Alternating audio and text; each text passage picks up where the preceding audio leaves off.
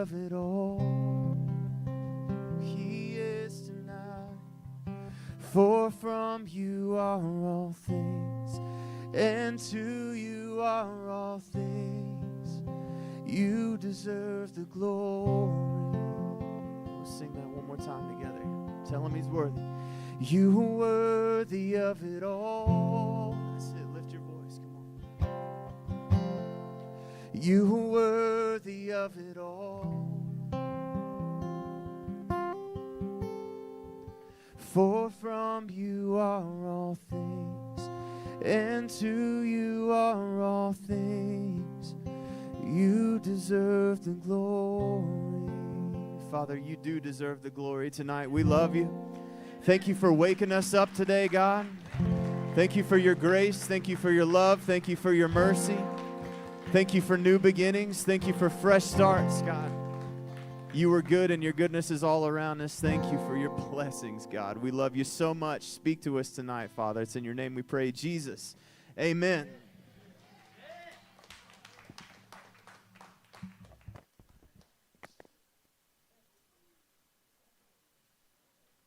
Are you out of here?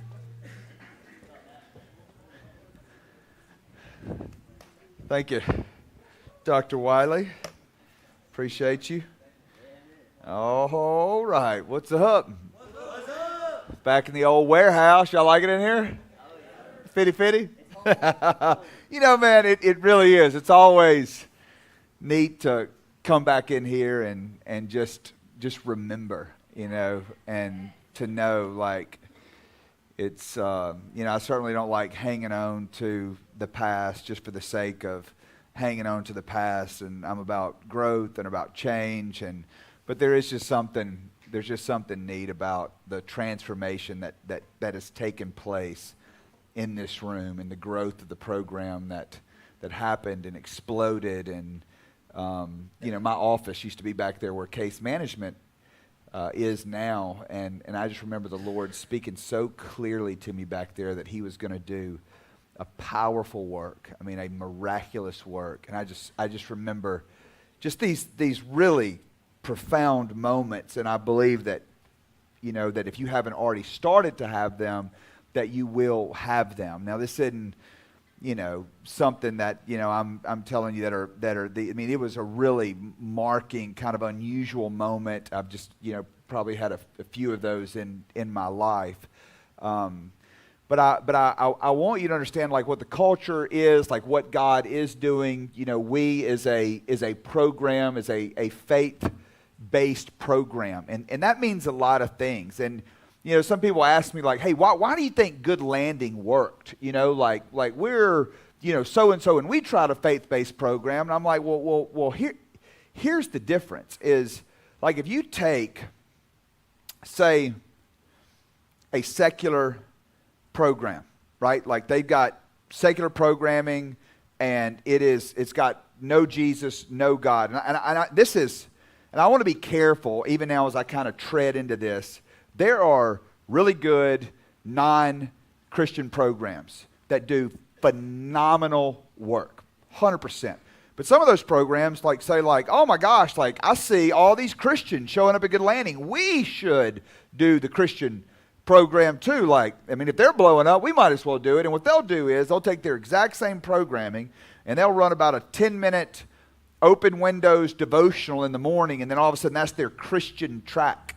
You know, and I'm not, you know, saying one way or the other, but the experience with us at Faith at the forefront, Jesus at the center, unapologetically, of that is what drives real change. And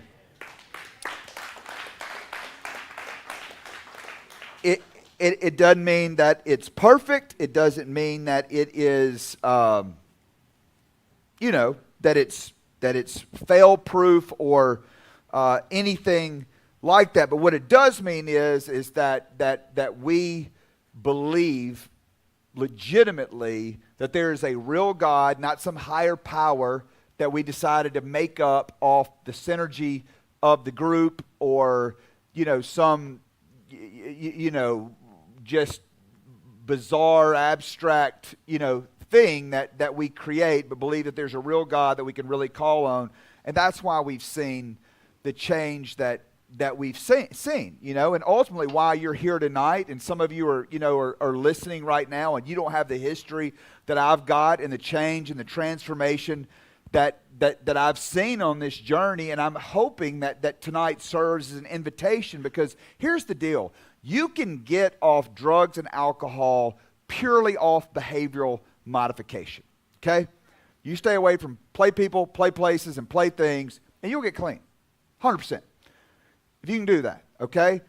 But I also believe that getting clean is the most elementary step of the process, and you could still get clean off drugs and alcohol and miss God's best for your life. And what motivates me to stay clean is not this unhealthy fear that drugs is going to somehow show up in my pocket one day, or some drug dealer is going to show up at my house one day with the bag of my favorite. That's not what I'm worried. I am attached to my future and what God is doing in my life, and believing in my faith in Him. That's what drives me, not a fear of I may fall back off into an old playground or whatever it might be. And so that's the power of a faith-driven life. That's the power of realizing, hey, God's hands on my life, and I'm praying and I'm believing, and there's principles like Romans 8:28 verses that says that God works all things together for good for those who love Him and are called according to His purposes. And I'm talking to somebody last night. Somebody stops me in an event last night. They're like, man, I'm in this really weird spot, and things seem to be changing, and I really don't know what I should do. Should I go here? Should I go there? And he's in the crucible of making this decision, like a lot of y'all are. Some of y'all, 90 days is going to be over like that. No matter where you're at in the process, you're going to be here with us for roughly 90 days, okay? And at some point, you're going to start thinking about, what should I do with my life? Should I stay on and do leadership? Should I take that path? Should I go back home? Should I go back to my job? I've been 10 years, doing whatever job it is, but I also know that there's a bunch of dope at that job. And you got to but that job's really good money, and they like you there, and there's a trajectory, there's a path forward. You're going to find yourself, in spots like that, and then some are going to be very clear. Some of them are going to be so black and white where you're saying, if I go back there, relapse is imminent. It is going to happen, outside of, it's just going to happen. You just know it's going to happen, and that's a clear path. Now, there's going to be other paths that are both going to be good. You can go to Nebraska and live with Aunt Susie, and she got a job for you on the cow for the dairy farm out there, and there's a path for you to become the next, milk empire, whatever you're going to do out there.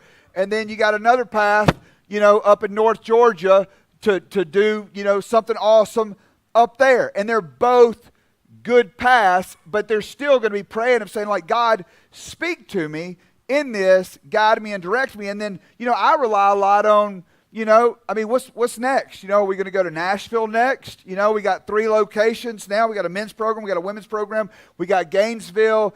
And, and I've got my eyes set on Nashville.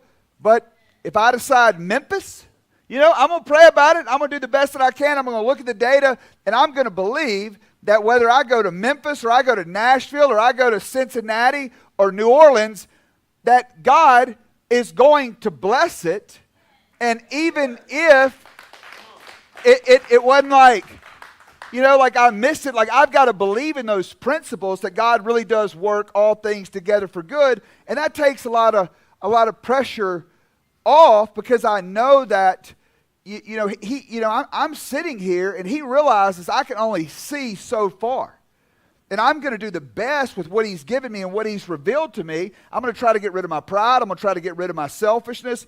I'm going to try to get rid of the flesh and make the godliest decision that I can make, But at the end of the day, what I'm really trusting Him is, even if I have some, sin, or I might have something that I'm not even fully aware of, that he is going to bless or to protect or to close a door, and to prevent me from doing something dumb. God is able. Open a door that no man can close, and close doors that no man, can open, or vice versa, if I said that wrong. Open doors that no man can close, and close doors that no man can open.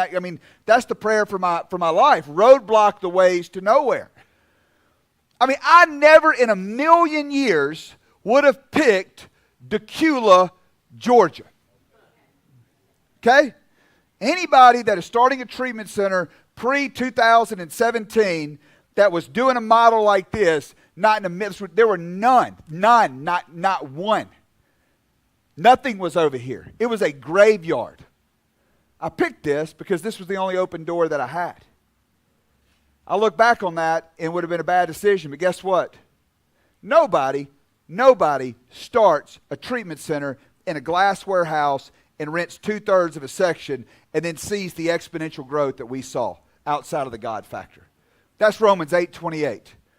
That's a horrible business decision. That's a horrible place to do you realize that whenever I first started this thing, there was a blue tarp that ran down, like where y'all's gym is over there, that ran down. You could see over in it from the balcony of glass products that the guy next door owned to me, that owned this spot, still kept part of that and rented out 2/3 of it to me.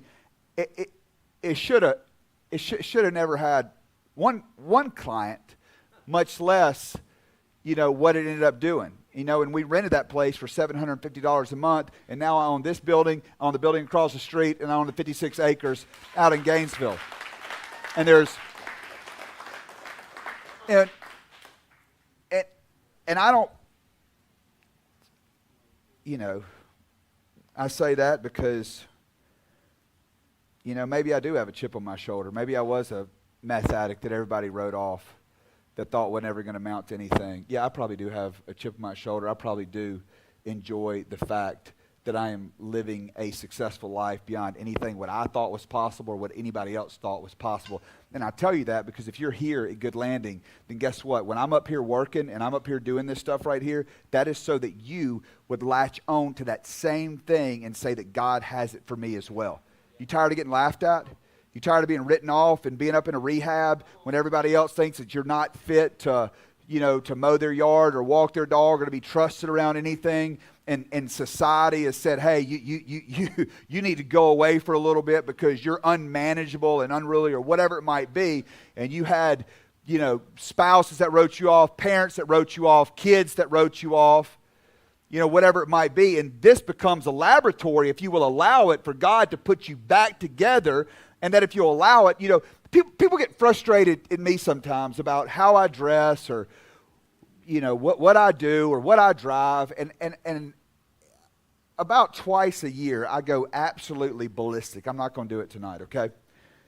But I'll just ask you, and I'm telling you, trust me, I'm not a prosperity gospel guy. I believe that God will prosper and that his will for some of y'all's lives in here are to go on and become multi-millionaires and start businesses.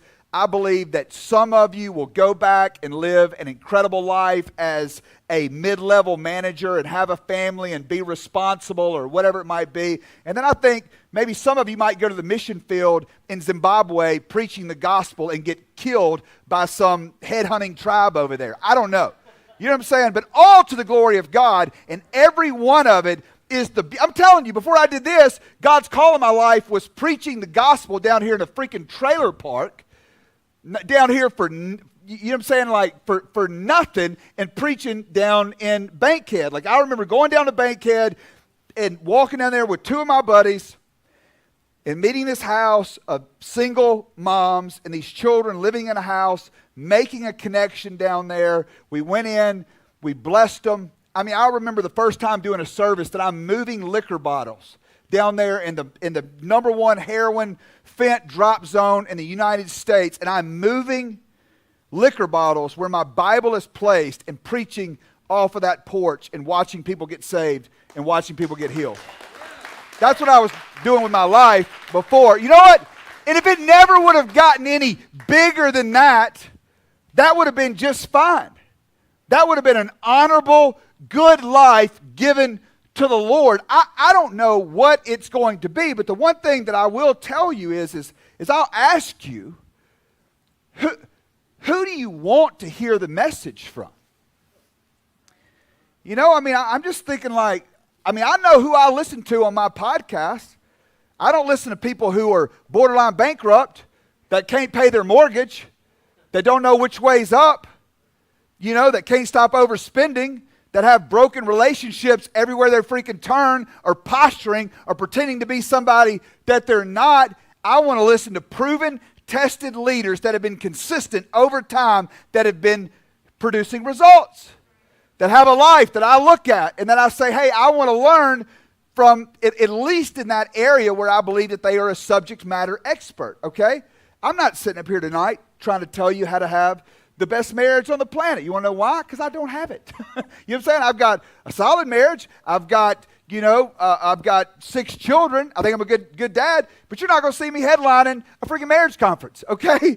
But addiction and teaching you how to get clean and how to live and how to walk out, and if you want to know something about business and stuff like that, I mean, God's blessed me in that as well, and I'll teach you those principles. I'll try to pull out the very best in you. I'll challenge you. I'll say to you what I wish somebody would have said to me when I was in my first treatment center and not in my 10th treatment center. Of what if an 18-year-old Trey Lewis was sitting in this room tonight and didn't know which way was up and was getting hit for the very first time with this concept of sobriety and thinking that it did not apply to me because I didn't look like the guy that was 45 years old that had lost 3 wives and, $700,000 in houses. What could have been said to that 18-year-old that would have stopped me from graduating to becoming an IV drug addict and going through 9 more treatment centers and 4 more DUIs and all of the things that would come after that? What if there would have been something said in the appropriate way? What if I wouldn't have been a douchebag sitting back and laughing at everything that the speaker said? What if I wouldn't have done that? Excuse me for any families in here that I may have just offended, but I'm trying to get through your defense and the posturing and the nonsense and the arrogance that we will put up that will keep us from getting what you hopefully came for.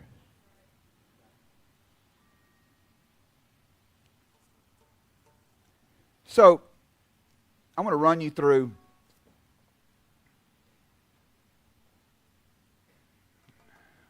a book in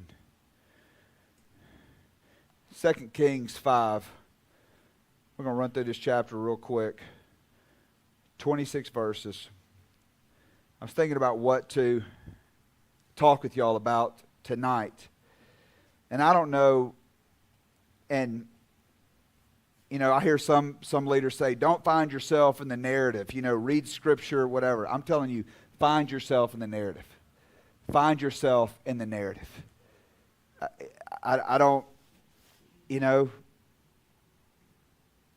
I read King David. I realize that I'm not, the upcoming king of Israel, but I can find myself in that narrative, and I can find those principles that apply to his life that made him great and that got him forever memorialized in Scripture as a man after God's own heart, and I figure out, what does that look like?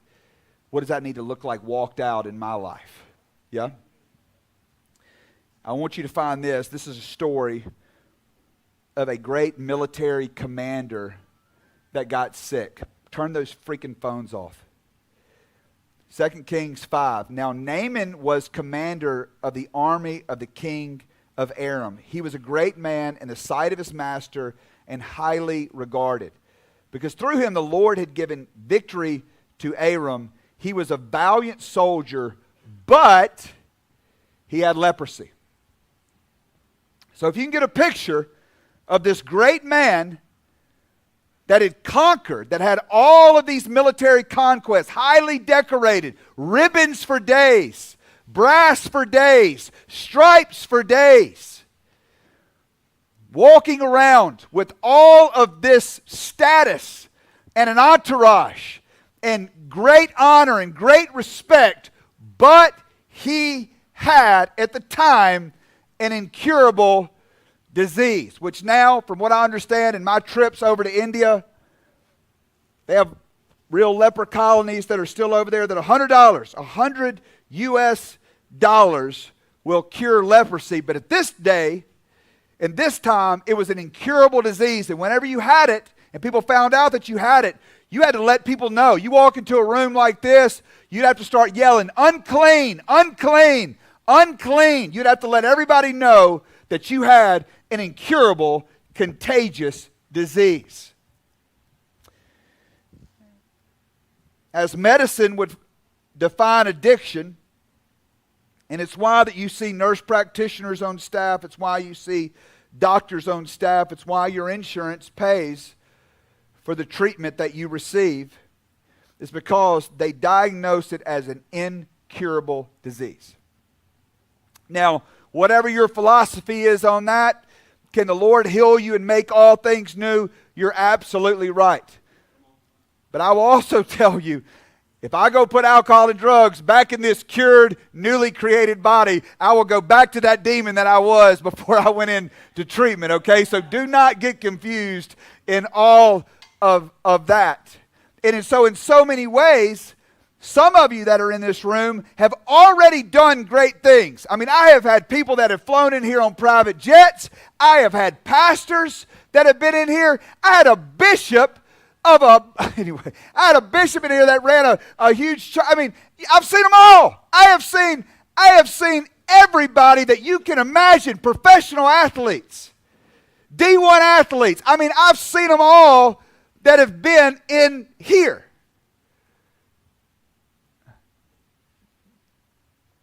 I mean, that have put up unbelievable numbers, that have done incredible things. And then some of you haven't done that yet, but you feel the disconnect between who you are and where you're supposed to be. I hope some of y'all are saying, man, why? What am I doing in rehab? I want you to have the best time of your life, but I also really want you asking, what in the freaking world is my behind doing in rehab? Don't get comfortable here. Do not, like I said, I want you to have an unbelievable experience, but I also want you to have some righteous indignation of saying, this is not the life for me.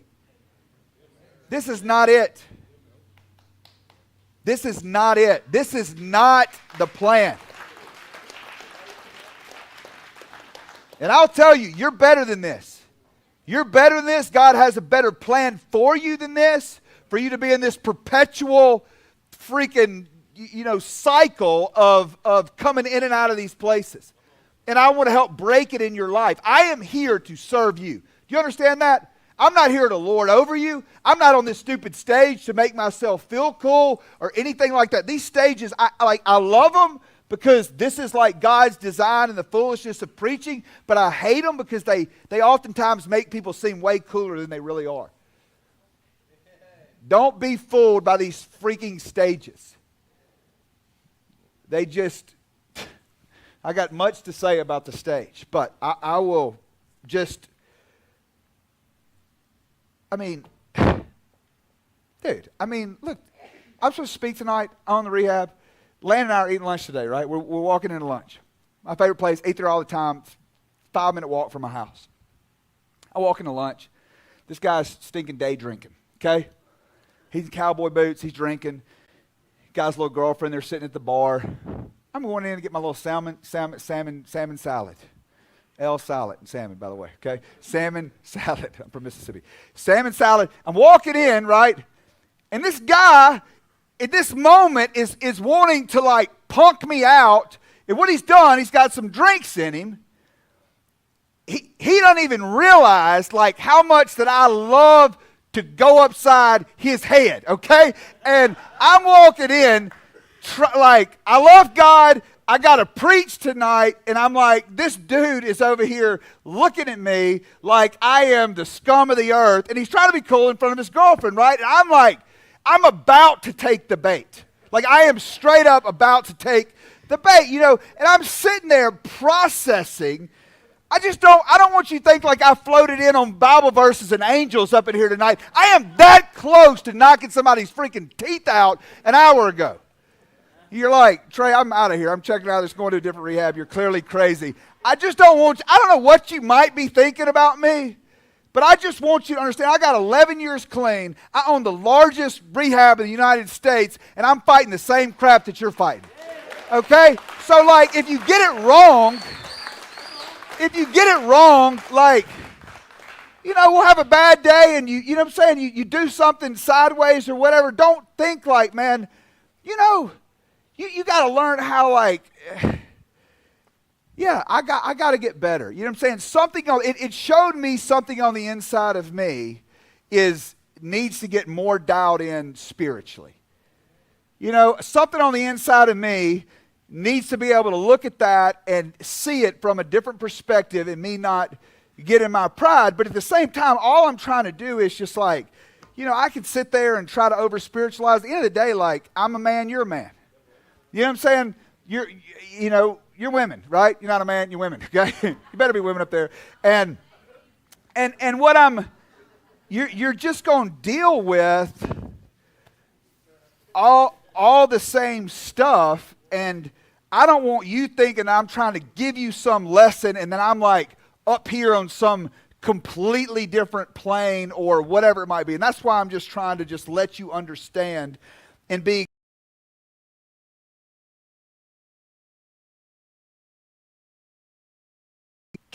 about where my head was at an hour ago. And it's just an attack. And they're going to come. They're going to come while you're in here. You're going to have an opportunity probably tonight, if you're living with 5 other people inside of an apartment, that somebody's going to say something crazy to you. And you got a choice right now. Am I going to sabotage my treatment and punch this dude in the mouth? Or am I going to realize, like, I'm here to get well and that the enemy is going to use somebody else to try to attack me, and I don't need to go and do that because I want to. Dude, it's the same. I mean, I'm just telling you, it's the same stuff, What am I going to look like, on the evening news? Just crazy. I mean, I got 6 kids. I mean, I live right on the street. Like, what? It's just nuts, But that's the stuff. Like, you don't necessarily like get exempt. But anyway, let me get back to this thing. Naaman was a valiant soldier. Where I want you to find yourself, the narrative, whether you are a highly decorated businessman or athlete, or you've done all this stuff, or you haven't. What you've got to realize is that you have great potential. God has a better plan for you than being at drug rehab. All right. So you got to realize that, but you do have a dilemma, a medical, biological, spiritual dilemma, brain chemistry, whatever, however you want to see it, dilemma in your life that's got to be cured for you to be able to advance. Naaman either fixes this leprosy or he dies, and he goes and dies alone away from his family in a leper colony unless God intervenes or somehow he gets healed and this thing gets cleared up. And I will say to all of us in this room tonight that you're going to die a premature death by yourself, alone, disconnected from your loved ones, or you're going to allow God to intervene and heal you and raise you up and transform you into something new. That's why I want you to find yourself in this narrative. Now, in verse 2, now bands of raiders from Aram had gone out and had taken captive a young girl from Israel, and she served Naaman's wife. So Naaman is a conquering military commander that went out and captured a girl. He ultimately had a slave, a Jewish slave girl living in his house.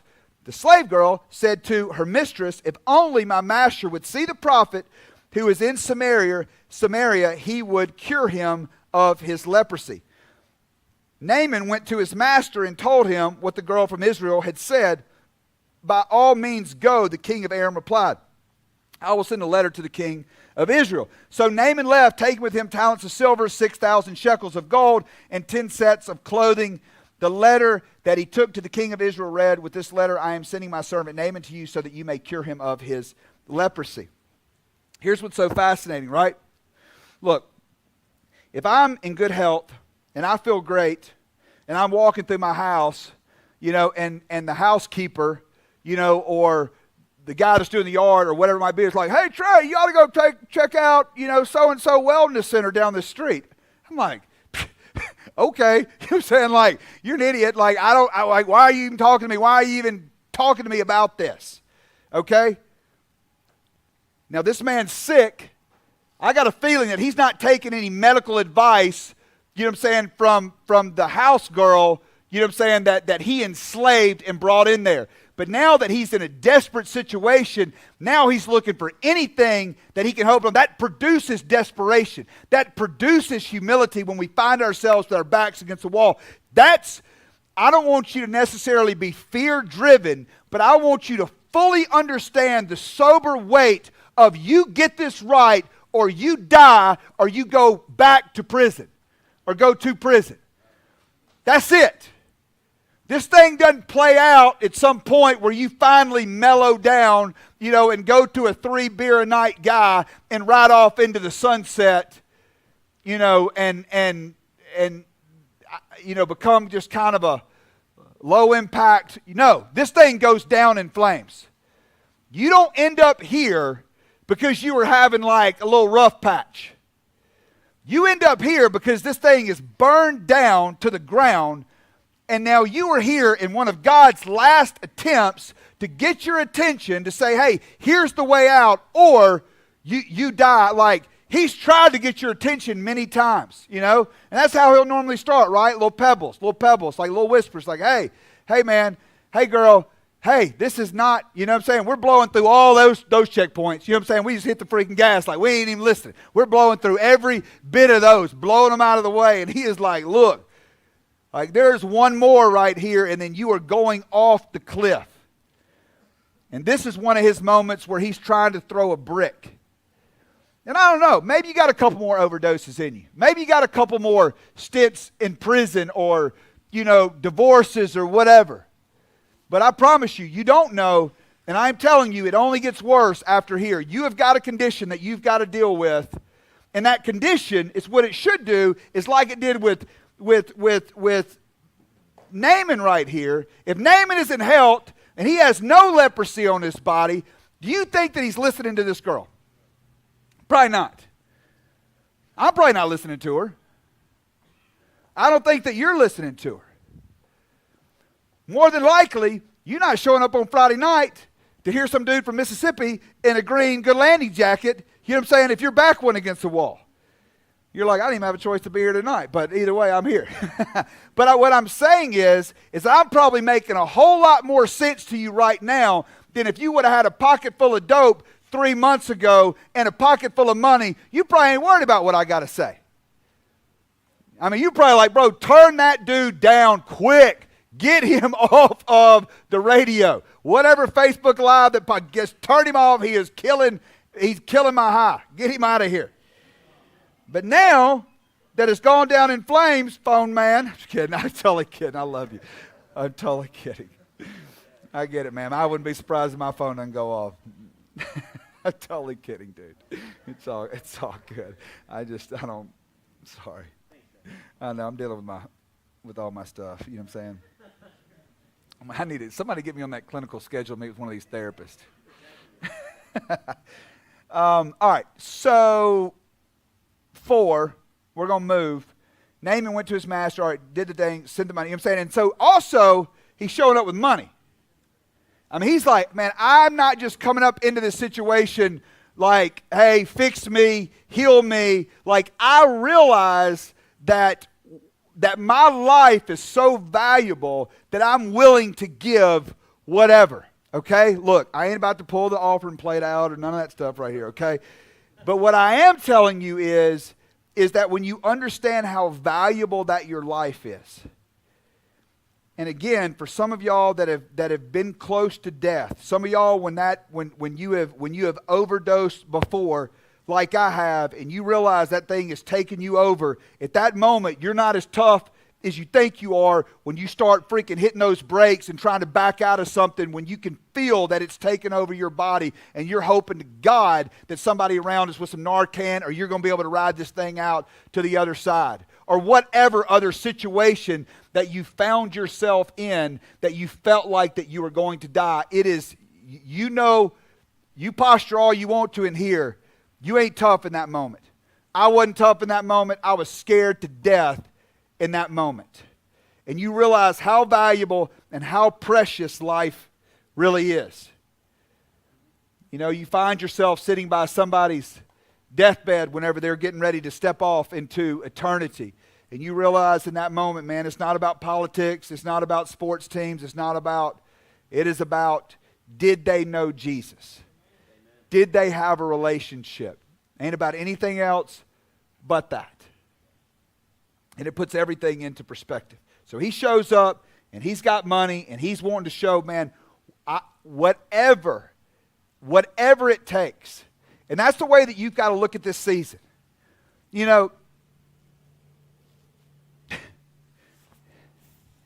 Treatment isn't cheap. Okay? We got two physicians that we have on staff. I know another one that we have on retainer. So that's 3 doctors, 7 nurse practitioners. I don't know if you hired a nurse practitioner lately. They ain't cheap. Okay? I don't know how many master's level therapists that we've got on here.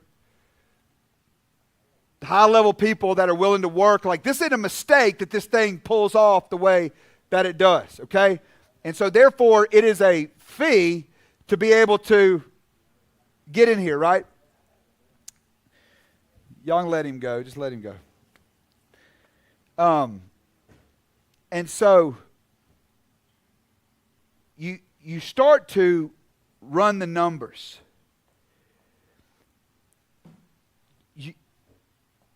Without me just, breaking this thing down and like building out a pro forma, like a performance report of showing, like if you're getting ready to start a company, right? Like you come to me and say, hey, Trey, I want to start a pressure washing business, okay? So I'm like, okay, pressure washer, trailer, okay, we don't have a whole lot of money. We probably don't need the brand new F-250, limited coming out of the gate. You know what I'm saying? Like, let's just start off lowest budget and figure how we can get profitable as quick as possible, right? And so what I'm going to do is I'm going to look at a number on an investment that we need to make that's going to cover your salary, cover your rent, whatever we got to do to be able to launch this business. And let's say it's $100,000 or $75,000. You can stay at mom's house. You don't need an apartment. Fine, we're going to do it for $70,000 or whatever. That's going to get us car, trailer, business cards, whatever. And then we're going to show month 1. Here's our targets that we need to hit that's going to create X amount of money. By month 3, we're profitable, right? And that's what is a pro forma, right? When you're going to start a business, you're going to run some type of report like that, okay? And so what I've got you to get in the same type of way, you've got to realize, like, dude, nobody wants to go to rehab for 90 days, okay? It doesn't even make sense. As a matter of fact, some of you could look at it and say, oh, man, this is, I need to be out there making money. I need to be doing this. I'm saying, hey, look, no, let's go back to the pro forma.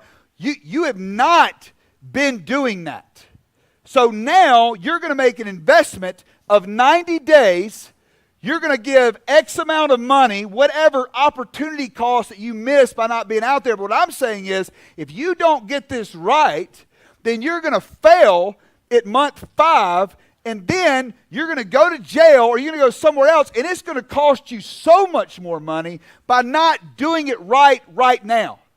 Does that make sense? You've got to do it right now. And by doing it right now, there's not a better return on planet Earth. Not Bitcoin, not stinking, any type of, you're going to get stinking 100x off the return, because I'm telling you, think about it, man. Think if you could leave right now, go back and make $100,000 a year, okay? Dude, first of all, you're going to be getting high, in a few days. What kind of decisions are you going to be making with that money that you got? Horrible decisions. Horrible.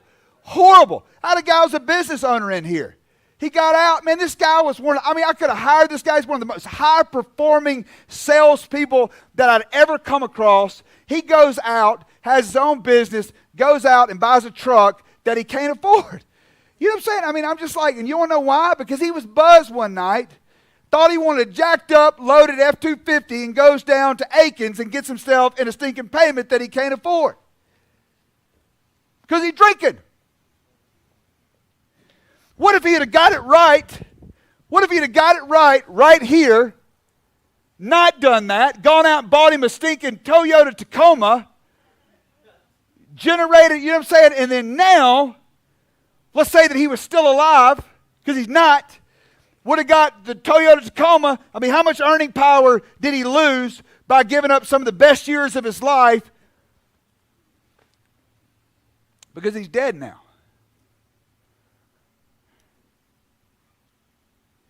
What I'm telling you is that you can't afford to not get this right. You can't afford to not get this right. And this story illustrates it perfectly. So you got Naaman, you got him desperate, right? Because a lot of y'all are thinking, dude, you were out there and you've made it to the door. You've made it to treatment, okay? And here's what I want you to understand. Just because you made it into the admissions process doesn't mean that you magically got well when you walked across that admissions process. Okay? Well, just because you did that cycle and you got in there, you didn't get healed just because you got here. Now the work begins. I mean, that was a miracle, and that's a great thing that you actually made it into good landing, but you ain't done nothing yet. I mean, that's like walking into the gym and thinking you got fit because you walked in that thing. Dude, you ain't even started yet. I mean, that's a good job that you made it up in there. I mean, that you showed up, I mean, good. But Ronnie Coleman said everybody want to get big, but don't nobody want to lift no heavy weights. Edited. Everybody wants to get big, but nobody wants to work no heavy weights. Everybody wants to lift any heavy weights. I mean, everybody wants to get sober. Everybody wants to be successful. Everybody wants to, have this life that they're proud of, but don't nobody want to lift no heavy weights. So, he comes. As soon as the king of Israel read the letter, he tore his clothes and said, "Am I God? Can I kill and bring back to life? Why does this fellow send someone to me to be cured of his leprosy?" So now he is trying to pick a quarrel with me. So the king doesn't have eyes of faith. The king is doing what the king is supposed to do. He's to protect the nation. He doesn't see the opportunity. It's good to have people around you that can see things that you cannot see. Okay? All right? So Elisha, the man of God, heard that the king of Israel had torn his clothes. He sent him this message: "Why have you torn your robes? Have the man come to me, and he will know that there is a prophet in Israel." So Naaman went with his horses and his chariots and stopped the door of Elisha's house. Elijah sent a messenger to say to him, "Go, wash yourself 7 times in the Jordan, and your flesh will be restored, and you will be cleansed." But Naaman went away angry and said, "I thought that he would surely come out to me and stand and call on the name of the Lord his God, wave his hand over the spot and cure me of my leprosy. Are not Abana and Pharpar, the rivers of Damascus, better than all the waters of Israel? Couldn't I wash in them and be cleansed?" So he turned and went off into a rage. Now find yourself in that narrative. He showed up to meet the man of God, and he had a preconceived notion of how his healing was going to be. The man of God was going to come out, wave his hand over the spot, the leprosy was going to be healed. And not only did it not go down that way, the man of God didn't even get up out of his stinking lazy boy. He sent his intern out there to talk to him. And that really chapped him. Now he's really mad. And then he tells him to go dip in the nasty Jordan River when the guy's like, "Dude, I am from Syria. The Damascus River is way cleaner. I got 2 rivers that I know for sure are better than this nasty Jordan River." And that's it, I'm out of here. Left in a rage. How many people walk through the doors of Good Landing? Now, you have hired me and my staff to save your life. Okay? That's the only reason that we are here. I'm not here to be cool. I'm not here to, make you like me. I'm not here to be friends with you. I'm not here for any of that. I am here because you hired this team to save your life. That's what you asked me to do. That's what you asked me to do. That's it. But here's what happens. If I want to know where you're at in your recovery, all I got to do is tell you no on something. And I'm telling you what, dude. What? What do you mean I can't go on pass with my girlfriend that's selling dope? What? Like, what in the world, dude? Like, you hired me. Like, why do you think that we have these rules? You think that that we all got together today, and me and Jeff and Landon and Evan and Jay, and we all got together today, and we're like, God, we just got to come up with something just to. Y'all been having too much fun out there, and it just pisses me off. Like I gotta make sure y'all suffer. No, I don't want you to suffer. I want you to get well. But that's the process, man. I don't like leg day. You know what I'm saying? I don't like getting on the scale every morning. I don't necessarily like drinking a gallon of water. I don't like, I like pie and Cinnamon Toast Crunch. And I like watching movies. I don't know. You know what I'm saying? I mean, I don't, not that I'm like, some picture of fitness or anything, but the point is that, and especially if I'm trying to get in shape, and I hire a trainer, and my trainer's saying like, hey, you need to chill out on the bread. You need to chill out on the carbs. You need to, and I'm not like yelling at him, being like, dude, that's who you think you're talking to? I mean, and at the end of the day, like, you've got to do the work. You've got to do the work, and you got to change your relationship with the trainer and with the people that are here, because if you think that that I'm the man, you know what I'm saying, and like, you ain't gonna brainwash me, and you ain't gonna bro, first of all, you need to be brainwashed, okay? Like, secondly, change your relationship. Like, the whole purpose of this is to serve you. You understand that? And it's not like when I think whenever you can see it from the right perspective, it's like this. Like I do a lot of interventions. I used to do a whole lot more, whenever my job required it. And I would bring in, a family, right? And here you got the family that's coming in. They got the son, they got the daughter, they got the spouse that's, using, and, we're having a conversation.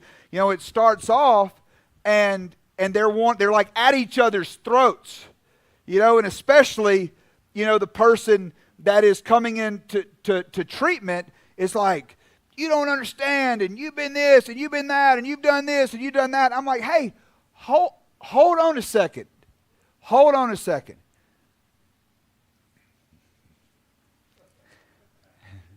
Hold on a second. And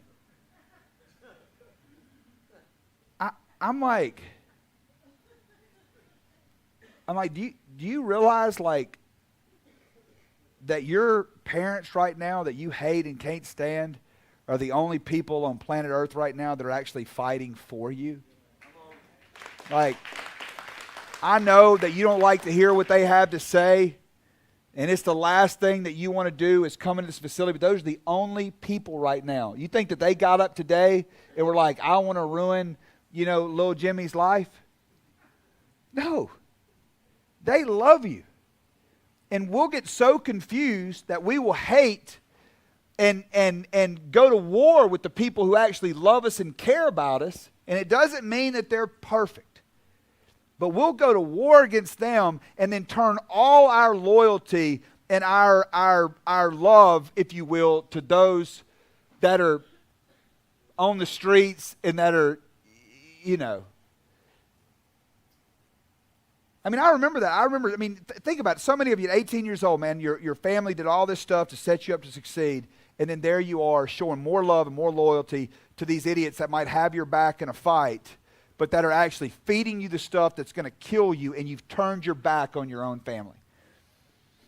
I mean, just to simplify, just to bottom line the thing is what, and it is ridiculous. I'm glad somebody said that, because that's really, and you've got to get to a place where you have a perfect hatred for that old life. That really needs to happen. Like, you need to cultivate and develop a hatred from it. Look, man, I know there's all the thing, man, I'm selling dope, I'm doing dope, I'm running, you know what I'm saying? It's an exciting life, but you have to crucify that old life. Like, you have to hate it.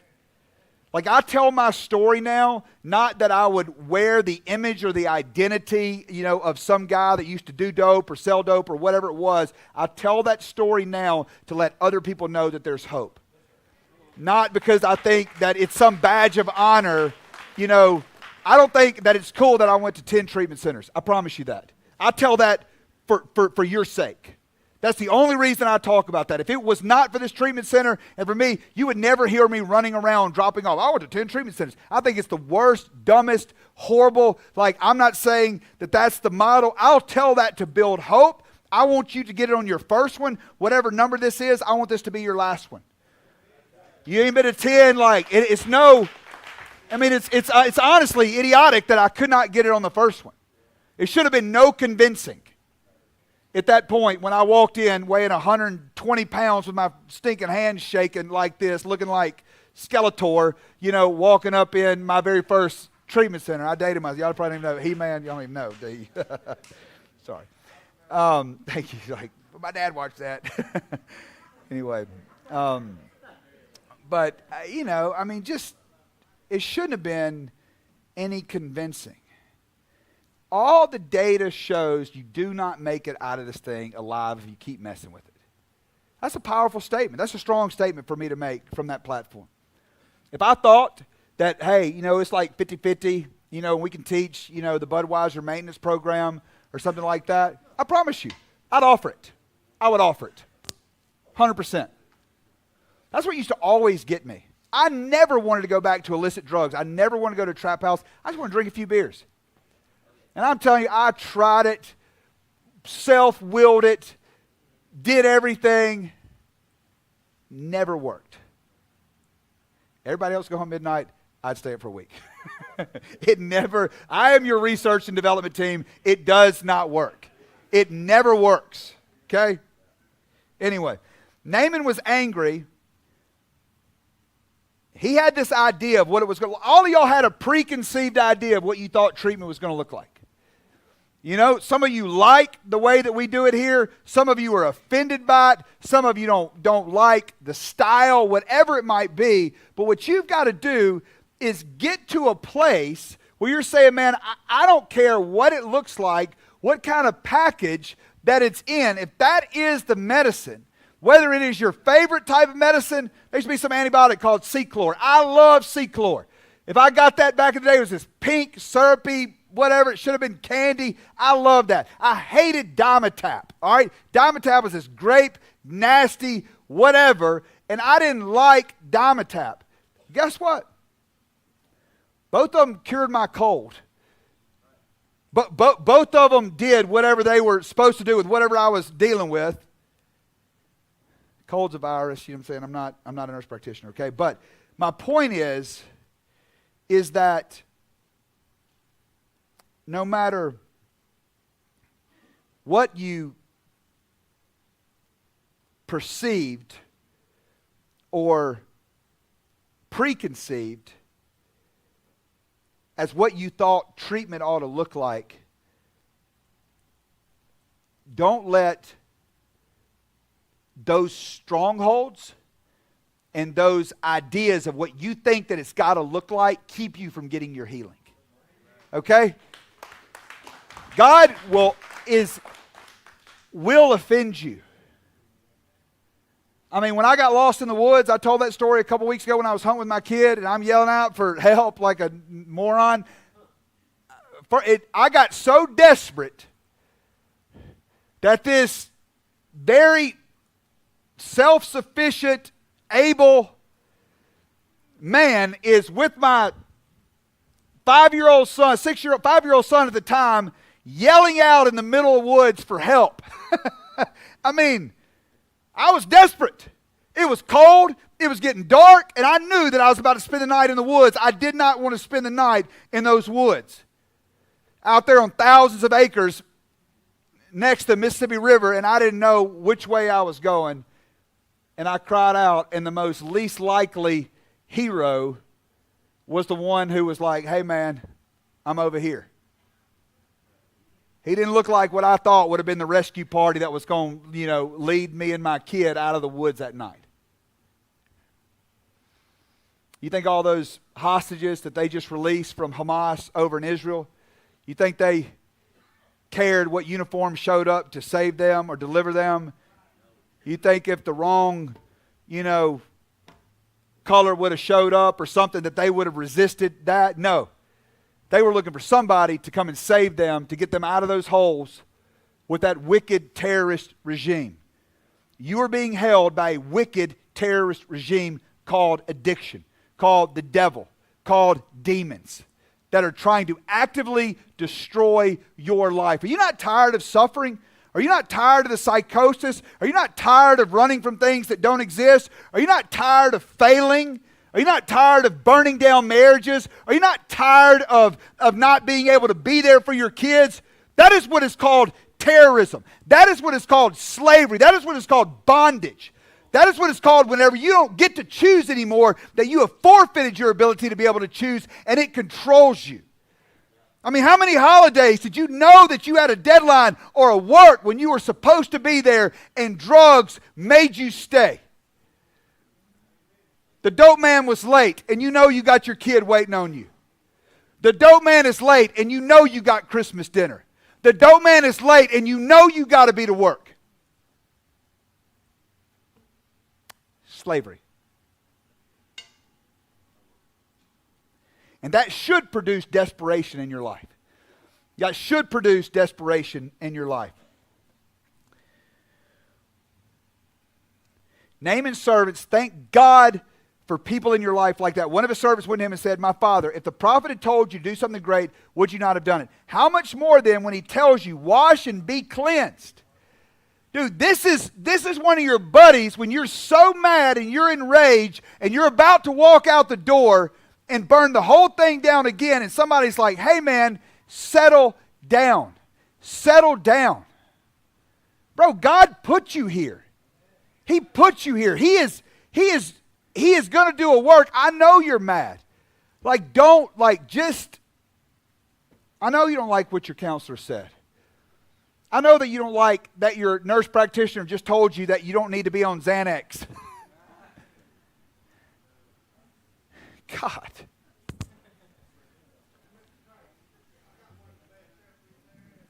What was that?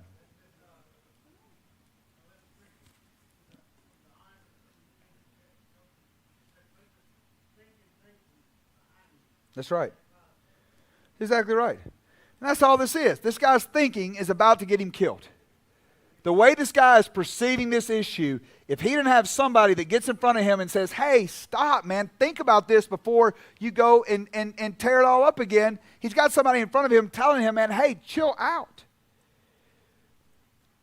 The prophet answered, surely as the Lord lives, whom I serve, I will not, sorry, I just got ahead of myself. Naaman's servant went ahead. Then Naaman and all his attendants went back to the man of God. He stood before him and said, nope, still not there. Sorry, y'all, I went away angry.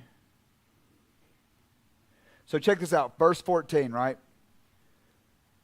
So he went down, this is Naaman. He went down and dipped himself in the Jordan 7 times as the man of God had told him. And his flesh was restored and became clean like that of a young boy. I want you to understand what it took, though. We skip over a lot of whatever this moment looks like. Highly decorated man of honor and prestige, Again, with an entourage. Again, being able to show up with tons of money. I mean, I don't even know what that would be the equivalent to in today's dollars. But he shows up with all of this. This man has to get undressed. He has to become vulnerable. And he walks out into that water that he would not have chosen. He would not have chosen that river. But he has to walk out into that Jordan River. I've been there 3 different times. 2 different times. Can't remember if I went on my second trip. I've been to Israel 3. But I've been over there and I've seen that water. And he gets down in it. And he goes down and dips down in it. I mean, everybody can see that leprosy on him at this point. They can see the disease. That's transparency. That's vulnerability. That's what it takes to be able to get well. You've got to become vulnerable. Stop playing these stupid games. Stop posturing up in here like this is some place to come and be cool. This is a hospital to get well. You came here to get well. So stop covering up what's sick. He had to uncover, get in the water, and think what a fool that he must, bro, he's down in the river, first time, comes up, nothing. Second time, dude, this is an agonizing thing. You got to be down there, at the 5th time, you got to be like, dude, this is humiliating. This is embarrassing. Like, seriously? 6th time. Nothing. Hadn't even started to get well yet. And you finally run the play again, go down, 7th time, comes up. He's healed. He's healed. He has been completely transformed because he followed the process and he ran the play. He followed the process and he ran the play. It didn't matter. It looked dumb to him. It didn't make sense to him. Just like a lot of these things here, nothing like an intellectual coming into treatment thinking they're smarter than everybody. Okay, Mr. Intellectual. Let me run the data and show you again. You don't outthink your way out of this. You run the stinking play. This disease is chewed up and spit out some of the smartest people and has been revealed to people who cannot read and write. Recipe is all the same. You're going to have to humble yourself and run the play. Humble yourself and run the play. You're not exempt from it. You're not better than it. I don't care what your last name is. I don't care how much daddy your money has back in middle of nowhere, Alabama, or wherever you came from. I don't care who can get you out of jail and how rich your stinking uncle is or whatever other, little card that you want to try to play. This thing will chew you up and spit you out. And there is a way to be healed in it. And as soon as you can let go of all these facades and come and get like Naaman and start to go down and run the process. He gave him a process. It offended his flesh, but he ran the process anyway. You work it. That's why this whole place is surrounded. That's why you look right here and you see a guy that's got over a year clean. That's whenever you look back there, you see people that have over a year clean. That's whenever you look back there at James Wiley and you see a guy that, everywhere you sneak and look, it's in your face and there's proof that it works, that it works, that it works, that it works. So stop coming up with excuses of why it can't work. You look at Stacy, it's proof that it works. Anywhere you look, it's proof that it works. Dude, I'm at Johnny's the other day. I'm at Johnny's the other day and the guy's walking in the bathroom like, hey, you good landing? Like, yeah, I'm peeing. Like, stop. I went through your program. We don't even understand the reach of how many people that have gotten healed. How many times? I'll be down in Atlanta at a Hawks game. Be over in Alpharetta at a son's baseball tournament. Be walking into my son's school and somebody's wearing a Good Landing shirt. I don't even understand. Somebody I don't even know. Somebody that went through the program, that graduated, that's now back in their son's life. We don't even understand the reach and the impact, but let that just be a testimony and a sign and a witness to you. look, man, there's things about this program that I don't like. Okay? There's things about it that I want fixed right now that are slow to get fixed, and things that I won't change. You know what I'm saying? Like, but I don't, like, I say like, I'm just going to throw it out. I know there's things that you don't like. I know that there's things that you would change. And I am sorry about the areas that aren't where they should be. I really am. But I promise you, God put you here for a reason. And if you want to be healed, you will be healed. This isn't like lightning in a bottle and I hope that this, wild thing happens to you. Look, man, the feelings and the emotions and all that stuff, bro, look, all that stuff comes and goes. There's days now that I get up and I feel like I'm the man of God and God, is called. There's days I get up, man, I feel like I'm not fit to, lead my 5-year-old, into a t-ball game. I mean, all that stuff is there, but you show up and do what you know that has to be done no matter how you feel. And you be consistent in those disciplines. You be consistent, I mean, he had to touch the line. You touched the stinking line. It wasn't 5 times. He didn't get to go in there and jump in there 3 times. You know what I'm saying? He had to take it off 7 times. I don't know what your 7 times in the Jordan River is going to look like, but I promise you that it is a process, and that is why Jeff's getting ready to come up here, and we're going to celebrate those that finished the process. They finished the process. They made it through. You know what? And we're going to celebrate that. We're going to celebrate that, but I'm telling you, for these that are getting ready to graduate tonight, the lights are about to come on, and we're going to figure out if you ran the play or you didn't run the play. We're going to figure out if you cheated in group. We're going to figure out if you cheated. And I don't mean that or whatever, but this is like, again, one of the beginning steps. I mean, it's college football, Saturday, right? I mean, it is Sunday, Super Bowl. Them lights are about to come on, and we're about to see. We will see. So it's not just about getting to the finish line. It's not just about doing, it is about doing the work that is necessary, that is going to produce the result that you want. I know I went long tonight. That's probably your 7 times. You probably wanted me to be done 20 minutes ago. I was only 5 dips. We need to go 7 dips. Hey, seriously, man, I love y'all. I mean that. Like, you have no idea. I know. Like, I am not some talking head. I know what it's like to sit in those seats. I know the frustration of being there and wanting to be somewhere else. It is part of the process.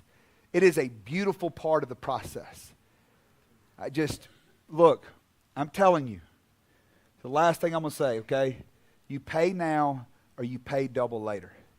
Okay? Like, look, man, I realize this is probably not the method that you would have chosen for your healing, but it is the method nonetheless. And you will either pay the price now and do the work now and beat this thing, or you'll pay double later. And what I mean by that is that when you find yourself looking in the eyes of some state judge or some federal judge and realizing that you burned it down and you want to, God, how'd you do this? No. He served it up to you on a silver platter in Tequila, Georgia at Good Landing Recovery. And so you can laugh at it, you can push back, you can scoff, you can do whatever, or you can dial in and you can run the play. Just like Naaman had to do. With all his ribbons and all his awards, and even the fact that the Lord had been with him and had given him victory in all these other ways, when it came down to this incurable situation, he had to do it God's way. And it offended him. So, if I get to be that little knuckleheaded, servant of his that's like, look, master, like, gosh dang, like, don't blow out of here, then I'm happy to be that in your life. I am happy just as a friend to beg you to finish the process. Get your healing. Get your life back. Don't you want your life back? Don't you want your stuff back? Your family back? It's all there. Every bit of it's all there. You are not too far gone. You are not too far gone. 10 years ago, 12 years ago, I would have thought it would have been better to end my life. Little did I know in that moment of desperation that my life hadn't even started yet. And that God would make it so good that I could literally forget, and the impact of that pain the reality, the pain of my past would lose the impact over my life. All right, Father, let's pray. Father, we love you. God, I thank you for tonight. God, I thank you, Lord, for the men and the women in this room. God, I thank you, Lord, for your recipe for healing. God, I pray for grace, Lord, that we can submit to that process, that we can walk it out, God, that we can be faithful to you, God. God, I pray, Lord, that you would do miracle after miracle after miracle, that not one would be lost, God, that we would see 100% victory over addiction in this place. God, be with us as we go into the weekend, God. Give us wisdom that we would choose wisely, Lord. Bless our families, God. Bless the work of our hands, God. I lift up Good Landing to you, God. I just ask for a special anointing, God. I thank you for the breakthrough in areas this week, and I just ask Jesus, God, just continue that, Lord. God, we love you. We trust you in Jesus' name. Amen. All right, love y'all, man. Y'all have a good one. Oh, love Thank you, you, Trey. Appreciate you. Awesome, man. Good. Hey, guys, I know this is usually like the time you all want to use the bathroom, but hold on. Hey, let's hang in there. Let's hang in there. We got about 10, 15 minutes, okay? 10, 15 minutes, promise. Y'all are doing great so far, all right? Desperation. I mean, that's what it was for me. You know, it's not like I hadn't tried, to stop drinking dozens of times before, right? I would cut back a little bit. But it wasn't until I got desperate and just fully surrendered to the process that it finally clicked. And I'll be coming up on 3 years here in a couple months. Desperation. And if you're not getting what you think you need out of this program, it's probably because you're too comfortable. It's probably because you're not desperate enough. Or else you would be taking all the medicine that you could get, right?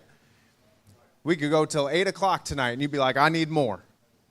I need more. I need more. I need whatever Good Landing has to offer, because the people who stand up here on the stage, Trey, myself, Stacy, we're walking it out. You should be like, tell me how you did it. Tell me how you did it. Tell me how you did it. I need to know. I'm desperate to know. I can't go another day. I can't do another treatment center, right? You should just be like, gosh, dang, I can't do another one of these.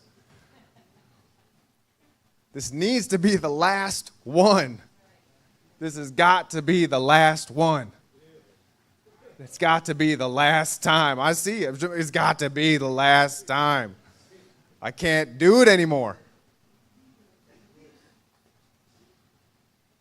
And it's that place of desperation where you're like, fine, maybe I'll actually try this stuff my therapist is telling me. Maybe I'll actually apply the stuff that I'm learning in group. It's not like you haven't heard it all before. You've heard it all before, unless this is your very first one. And if it's your very first one, one and done. One and done. One and done. It can be one and done. So yeah, like Trey said, we're going to celebrate these graduates. Yep, give it up for the graduates. Obviously, we're going to do it a little differently than we do at Free Chapel, just because ladies are up there and the guys are down here. So we are going to celebrate the gentlemen, and the gentlemen are going to get their certificate and sit on the stage. Okay, that's how, if you haven't been here for a while, that's how we used to do it back in the day. So you're just going to get your certificate, sit on the stage. I'm going to pray over you. You guys can go back, and then Stacy's going to come up, and the ladies will come down those stairs, and they'll come right down this aisle. Gentlemen, we're going to create some space here. Tanner, talking to you. We're going to create some space for the ladies to come down this aisle, all right? So, and then the ladies are going to sit on the stage. Stacy's going to pray over them. They're going to go back upstairs, and then we'll play some videos. All right, so that's kind of how the next few minutes are going to go. I feel like I need to say that because it's been a while since we've been back here at 256, like old times. Come on, somebody. All right. So 45 more minutes? 45, okay. Yep. Got it. Don't you rush me off the stage now. I don't like it. All right, so first up, Jonathan V. Where's he at? Is he coming?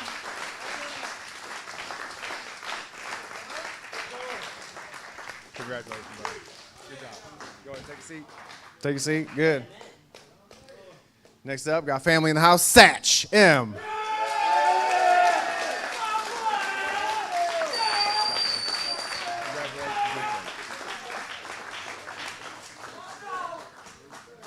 James P. You in the house, James?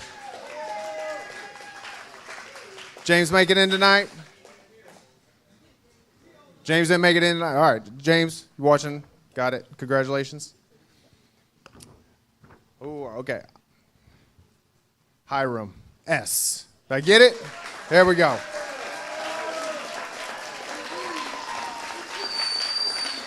Congratulations, my man. Congratulations. Good job, man. Good job. Give it up for the gentleman. I'll pray over him real quick. So I'll pray over the men real quick, and then we'll go through the women. Lord, I just pray over these graduates. I pray that they've put in the work over these past 90 or so days, that they've filled their toolbox, that they've processed with their therapist, that they've built the community around them, that they've really got to the root cause of what causes them to their cravings and their triggers. And Lord, I just pray protection over them as they move into the next phase of life. I just pray that they never have to come back to one of these places again, Lord, unless it's to pick up that yellow chip, years and years of sobriety. So Lord, I just pray a covering over them. In your name we pray, amen. Good job. Women.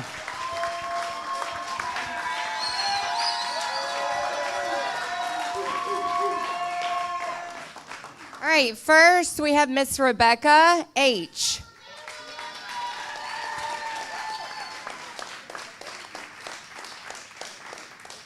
Come on, Miss Rebecca. Give it up, ladies.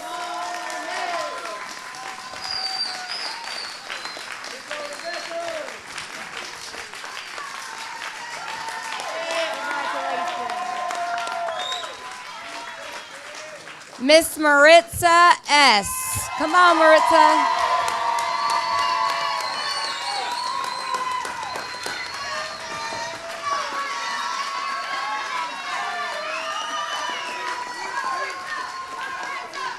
Love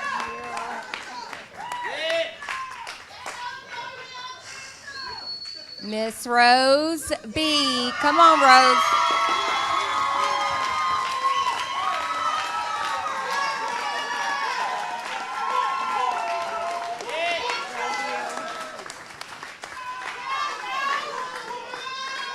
Miss Kelly E. Kelly E. Come on, Miss Kelly.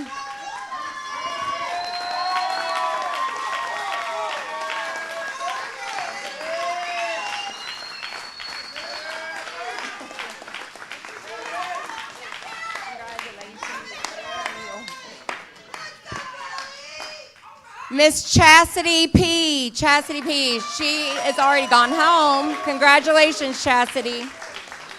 And last but not least, Miss Pasha G.